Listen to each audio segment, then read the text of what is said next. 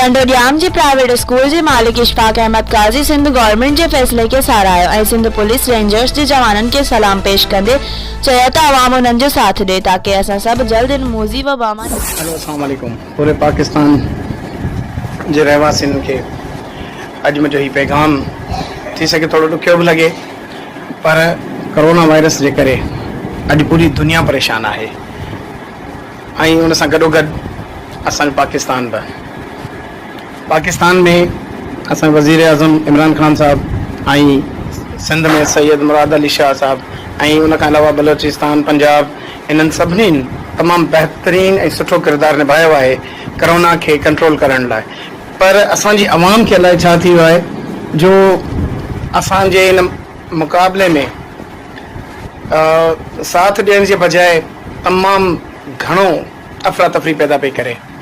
असांखे त सलाम करणु खपे पाक आर्मी खे, सिंध पुलिस खे, गॾोगॾु सिंध में रेंजर्स खे, इन्हनि सभिनी खे असां सलूट था कयूं।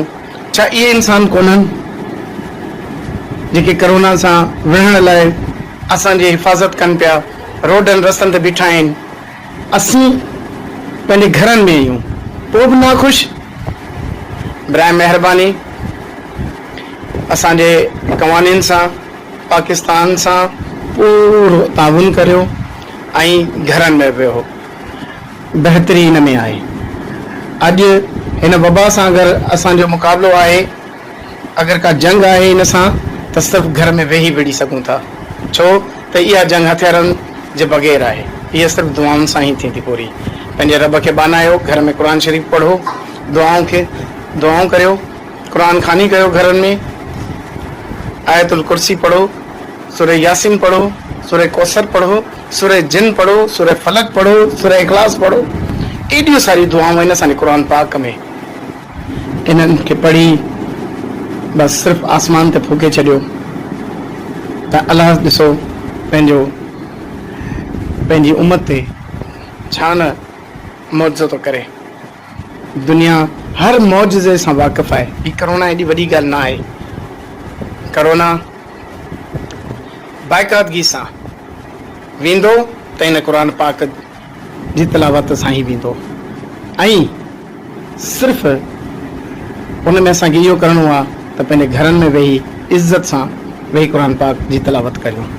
जेके सूरतूं ॿुधायूं आहिनि उन्हनि ते गौर करियो, पढ़ो ऐं उन्हनि खे जेको आहे सो पाणी में दम करियो, पंहिंजे औलाद खे पियारियो, पाण पीओ ऐं आसमान ते फूके छॾियो। बसि करोना फना थी वेंदो, ॿियो कुझु कोन्हे हिन में। छो था पंहिंजी इज़त विञायो, घरनि खां निकिरी पुलिस वारनि जा डंडा पिया खाओ, कुकड़ पिया थियो। इहा इज़त आहे? ही तव्हांजे लाइ त कनि पिया, तव्हांखे बचाइण लाइ कनि पिया। बराए महिरबानी मीडिया खे बसि सलाम था करियूं। उहे बि इंसान आहिनि जो तव्हांजे ख़ातिर तव्हांजे पुठियां आहिनि, त किथे कंहिंसां नाइंसाफ़ी त नथी थिए। हर ॻाल्हि में गॾु आहिनि तव्हां सां। सिंध पुलिस तव्हां सां गॾु, रेंजर्स तव्हां सां गॾु, पाक आर्मी तव्हां सां गॾु, मीडिया तव्हां सां गॾु।